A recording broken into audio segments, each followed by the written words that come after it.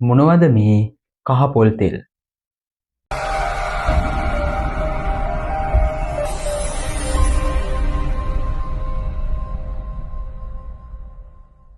වෙළඳපොලේ පොල් තෙල් වර්ග ගණනාවක් තියෙනවා.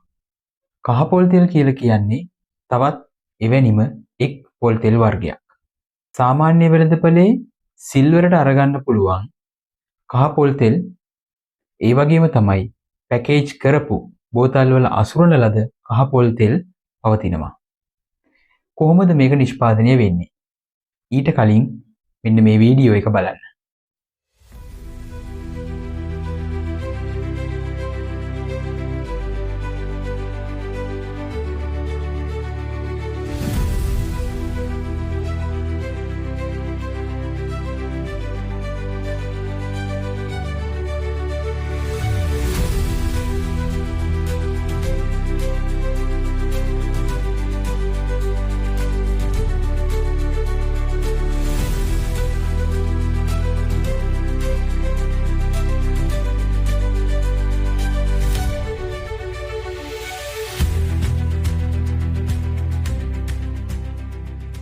මේ වීඩියෝ එකේදී ඔයා දැක්කා කොහොමද ඩෙසිකේටඩ් කොකනට් හැදෙන්නේ කියලා.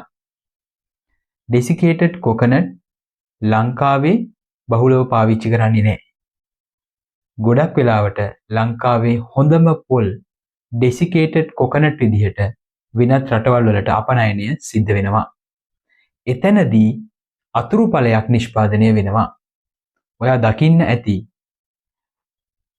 පොල් ගෙඩියේ මදය ලබා ගැනීමේදී කුරුට්ට කපා ඉවත් කරනවා. මෙන්න මේ කුරුටු විශාල සමාගම් කුඩා තෙල් මෝල් හිමියන්ට ඉතා අඩු මුදලට විකුණනු ලබනවා. කුඩා තෙල් මෝල් හිමියන් මේ කුරුට්ට අරගෙන ඇවිල්ලා වියලීමට ලක් කරනවා. අවසානයේ මේ කොප්පරා දැඩි පීඩනයේ උෂ්ණත්වයේ රත් කිරීමෙන් කහ පොල් තෙල් නිස්සාරණය කරගනු ලබනවා. මේ කහ පොල් තෙල් සිල්ලර වෙළඳපොලට ලැබෙන්නේ මෙන්න මේ විදිහට. මේක ලංකාවේ බහුලව සිද්ධ වෙනවා. ලංකාවේ වැඩිම ප්‍රමාණයක් පොල් තෙල් නිෂ්පාදනය සිද්ධ වෙන්නේ වයඹ පළාතේ. විශාල තෙල් නිෂ්පාදන සමාගම් හැරුණකොට කුඩා තෙල් නිෂ්පාදනය කරන ආයතන ගණනාවක් මෙම පළාතේ පවතිනවා. මේ සෑම තැනකදීම සිද්ධ වෙන්නේ මේ කුරුටු තෙල් නිෂ්පාදනය. ඉතින් කහ පොල් තෙල්, කොප්පරා තෙල්, කුරුටු තෙල් යන නම් වලින් හඳුන්වන්නේ එකම තෙල් වර්ගයක්. ඔබට එහෙමනම් පැහැදිලි කොහොමද මේ කහ පොල් තෙල් නිෂ්පාදනය සිද්ධ වෙන්නේ කියලා. කහ පොල් තෙල් වල තියෙන ගැටලුව කුමක්ද?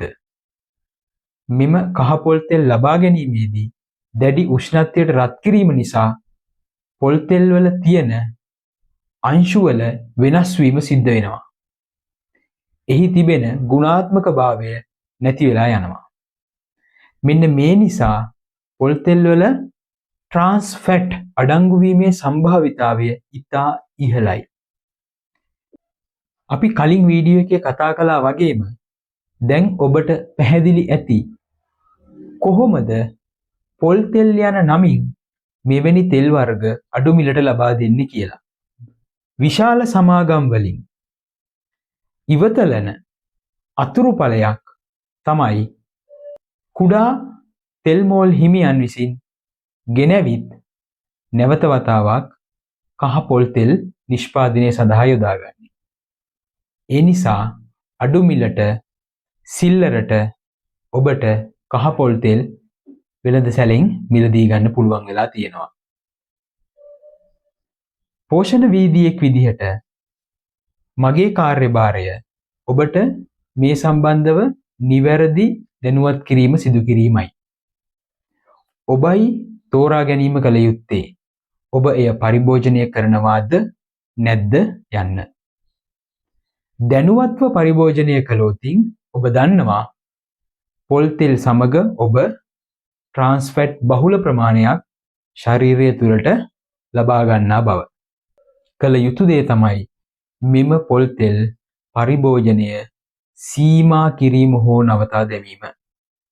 ඇසුරුම් කළ ලේබලයක් සහිත නිෂ්පාදනයක් ලබා ගැනීමෙන් ආහාර සුරක්ෂිතතාවය ප්‍රමාණවත් පරිදි සලකා ගන්න පුළුවන්කම තියෙනවා. ඒ නිසා නැවත වතාවක් මතක් කරන්න කැමතියි.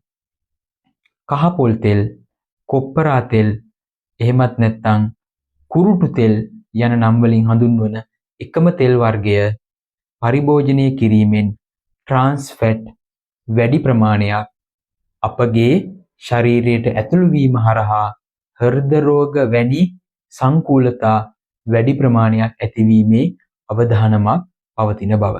නියුට්‍රිලයිෆ් නිරෝගී ජීවිතයට සමබර පෝෂණය.